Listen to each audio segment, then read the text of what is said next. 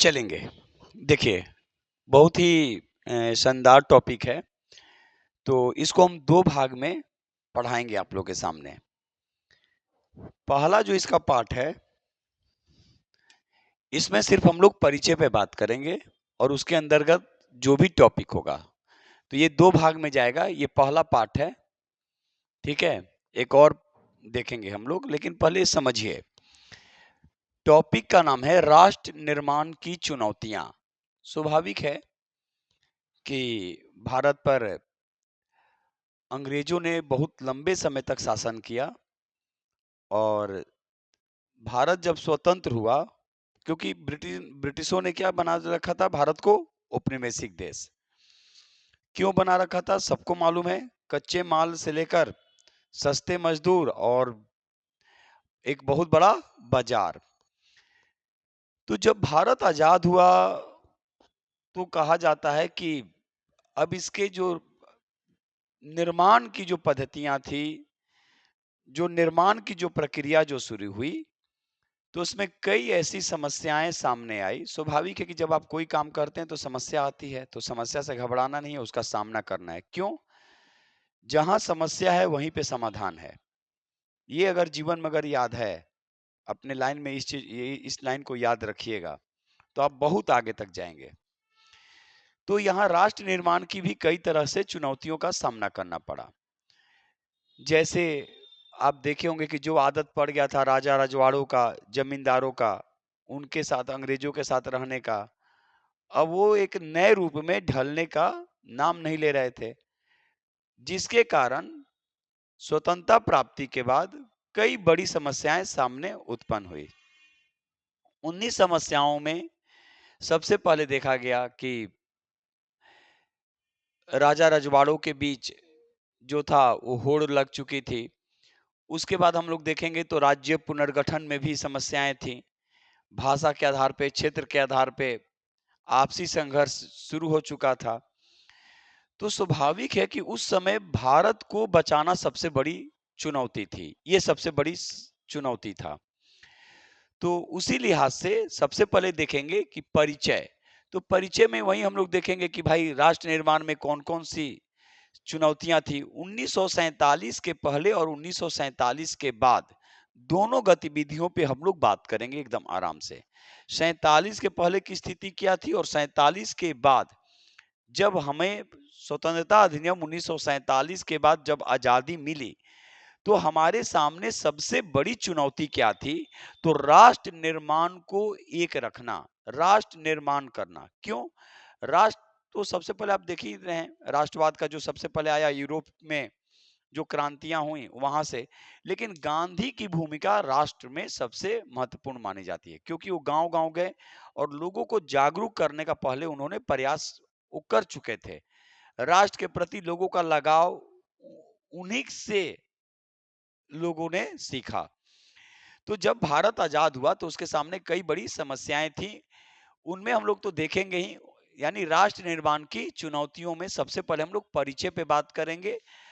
परिचय के बाद हम लोग देखेंगे कि पहला जो है कि इसके अंतर्गत जो टॉपिक कि राष्ट्र, नए राष्ट्र की चुनौतियां। कोई भी राष्ट्र अगर नए तरीके से बनता है, स्वतंत्र हुआ, तो भाई अपने अकॉर्डिंग वो ढलेगा, अपने अनुसार वो काम करेगा। तो उसके अंदर भी कुछ चुनौतियां थी। जैसे एकता के सूत्र में बांधना। हमें एकता के सूत्र में सबसे पहले क्यों? क्योंकि जब हमारे अंदर एकता ही नहीं रहेगी तो, और ये बहुत बड़ी समस्या थी। अलग क्षेत्र, अलग भाषा, अलग बोली, अलग पहनावा, अलग अलग क्षेत्र, इतने बड़ी जनसंख्या, तो उसको एक सूत्र में बांधना, ये बहुत बड़ी चुनौती थी। तो एकता के सूत्र में बांधना। दूसरा, लोकतंत्र शासन को एक साथ चलना, क्योंकि लोकतंत्र में जनता का शासन होता है। और ऐसा नहीं कि हम जिसको सपोर्ट कर रहे हैं आप भी कर रहे होंगे, आप जिसको कर रहे होंगे तीसरा कोई और भी कर रहा होगा। तो लोकतंत्र में जो कहा गया कि शासन को एक साथ लेकर चलना, ये सबसे बड़ी चुनौती थी। क्योंकि स्वाभाविक है, और भारत की सबसे बड़ी पहचान क्या है? शुरू से लेकर अभी तक देखा गया कि लोकतंत्र में सत्य का हस्तांतरण बहुत शांतिपूर्ण तरीकों से होता है। तो ये राष्ट्र की चुनौतियों में, ये पहले में, नए राष्ट्र की चुनौती में दूसरा था समानता पर आधारित विकास। स्वाभाविक है, भारत जैसे बड़े लोकतांत्रिक देश और इतनी बड़ी जनसंख्या, विभिन्न समुदायों, विभिन्न धर्म, विभिन्न जाति के लोगों के बावजूद यहाँ पर समानता को एक रूप में देखा गया। क्यों भाई? यहाँ जैसे मान लीजिए आप लोग क्लास में बैठे हैं, तो अलग धर्म के हैं, अलग जाति के हैं, अलग जगह से हैं, लेकिन फिर भी क्या है, एकता बनी हुई है समान रूप से। और हम भी क्या हैं, समान रूप से आपको सभी को इक्वल तरीके से पढ़ाते हैं। ये नहीं को किसी बड़े घर से है और बहुत ये है, तो ये कहीं ना कहीं समानता, तो ये चीज हमारे और हमारे भारत के संविधान में भी इसकी चर्चा की गई, समता का अधिकार। तो समानता पर आधारित विकास, और विकास भी क्या हो, समानता पर आधारित। और वर्तमान में भी आप देख रहे होंगे, कोई भी चीज हो, जब तक एक समान रूप से विकास नहीं होगा तो हम उसको मजबूती नहीं दे सकते। वो चुनौती कहीं ना कहीं बनी रहती है, बना रहता है। तो यहाँ भी यही चीज देखने को मिला। ठीक है कि नए जो राष्ट्र की जो चुनौतियां थी, उनमें सबसे पहले जो चुनौती थी कि एकता के सूत्र में कैसे इसको बांध के रखा जाए। दूसरा, लोकतंत्र शासन को एक साथ लेकर चलना भी सबसे बड़ी चुनौती थी। और तीसरा था कि समानता पर आधारित विकास करना स्वाभाविक है, तभी नहीं तो ये क्या था, एक चुनौती ही था ना, कि सभी को इक्वल तरीके से क्या हो, विकास की जो योजनाएं हैं पहुंच सके। ये भी सबसे बड़ी चुनौती थी, क्योंकि उस समय हम नए नए राष्ट्र निर्माण में ही आगे आए थे। क्योंकि राष्ट्र का निर्माण हो रहा था ना उस समय, क्योंकि अंग्रेज भारत से जा चुके थे। अंग्रेज जो थे वो भारत से जा चुके थे, और भारत के समय अपने को स्थिर करने का कई ऐसी चुनौतियां सामने थी। ठीक है, उसी में दूसरा क्या है, विस्थापन, विभाजन, विस्थापन और पुनर्वास। सबसे किसी चीज को तकलीफ होता है तो बच्चा ये होता है पुनर्वास। एक जगह जो आदमी रहता है, सोचिए वर्षों से, 50 साल से कोई रह रहा है, और अचानक आप सुनते होंगे, तो वो बहुत बड़ी समस्या थी। विभाजन हो चुका था, लोग एक जगह, कुछ लोग इधर रह गए, कुछ लोग उधर गए, कुछ उधर से इधर आए, कुछ इधर से उधर गए। और ये कहीं ना कहीं टीस जो थी, वो लोगों के अंदर बहुत अलग तरीके से देखने को मिल रहा था। खासकर जो लोग पुनर्स्थापित किए जा रहे थे एक स्थान से दूसरे स्थान पर, जैसे मान लीजिए कि कोई लोग यहाँ पे रह रहे हैं, कुछ भी हो, कैसे भी रह रहे हो, उनको वहां से लगाव हो जाता है। फिर उनको अगर आप हटाते हैं, भले उनको आप महल अटारी सब कुछ बना के दे दीजिए, लेकिन उनको लगता है कि नहीं, उस जगह से मेरा लगाव है। आई बात समझ में? इस चीज को याद रखिएगा। जैसे हम ही लोग वहां पे जाते हैं गर्दनी बाग में, पूरा का पूरा आप देख लीजिए कि पटना के गर्दनी बाग में आप देखिए, पहले क्या था, पूरा क्वार्टर, अब वो सारे क्वार्टर क्या हो गए, टूट गए। वहीं पे बापू टावर बना, वहीं पे फ्लैट्स बनने शुरू हो गए। लेकिन एक याद रहता है ना कि यहाँ पे था ये सब चीज। और वे लोग जहाँ पे शिफ्ट किए होंगे, उनसे जाके पूछे तो वो अपने याद में चले जाएंगे। तो पुनर्स्थापन वाले को बहुत है। जैसे एग्जाम्पल, अगर हम यहाँ से दिल्ली जाएंगे तो मुझे बहुत कष्ट होगा स्थापित होंगे तो, लेकिन मेरा जो जनरेशन है उसको दिक्कत क्यों, क्योंकि वो शुरू से वहीं रह गया। आई बात समझ में? यही चीज है। हमारे पिताजी गांव से आए, पटना में हम लोग को रखे।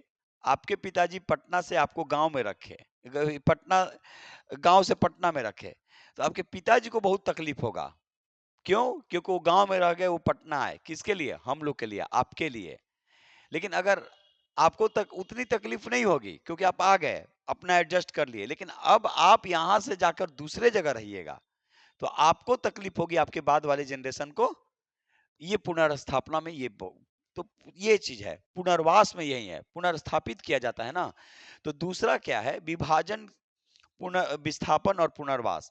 इसमें क्या थी कि विभाजन की प्रक्रिया हम लोग देखेंगे, और इसका परिणाम क्या हुआ। अब परिणाम किसी से छिपा नहीं है, विभाजन का परिणाम भयंकर रहा।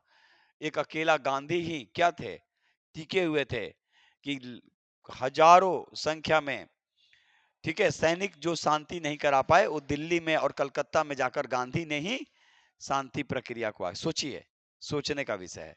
तो विभाजन का जो प्रक्रिया जो थी, जो चल चुकी थी, क्योंकि एक ही था कि अब विभाजन कर देना है, और इसके परिणाम क्या हुए सबको मालूम है, उस पर भी हम लोग चर्चा करेंगे।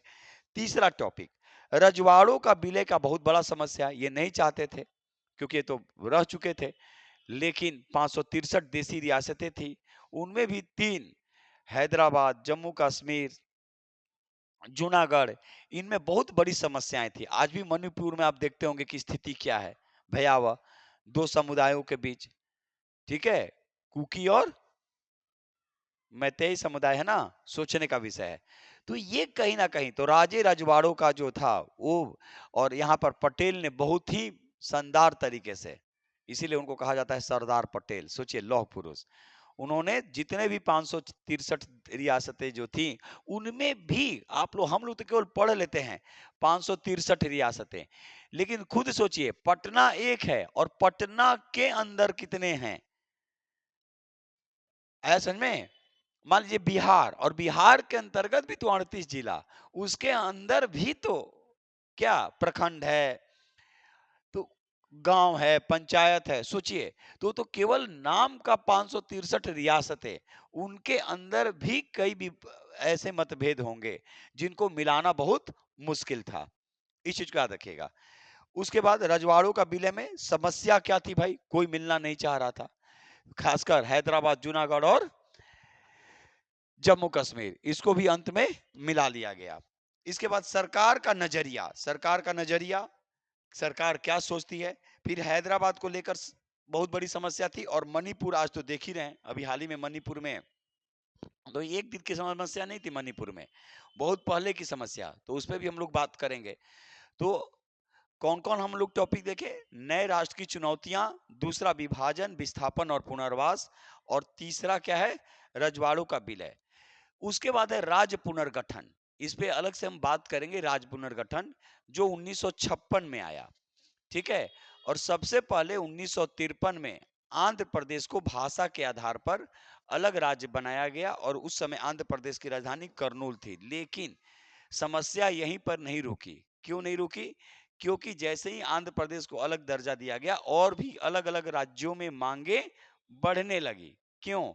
भाषा के आधार पे, क्षेत्र के आधार पे कहा जाने लगा कि मुझे नजरअंदाज किए जा रहे हैं, हमारे यहाँ विकास कम किए जा रहे हैं, हमें नजरअंदाज। तो सोचने का, आज बिहार और झारखंड अलग होने का कारण क्या रहा? कहीं ना कहीं एक स्वाभाविक है, सच्चाई है, उनको इग्नोर करना, ठीक है। तो ये चीज कहीं ना कहीं था। आज भी आप सोचते होंगे विदर्भ की मांग, आप भी सुनते होंगे, अब तो बुंदेलखंड की मांग कम हो गई क्योंकि वहां पे विकास शुरू हो चुका।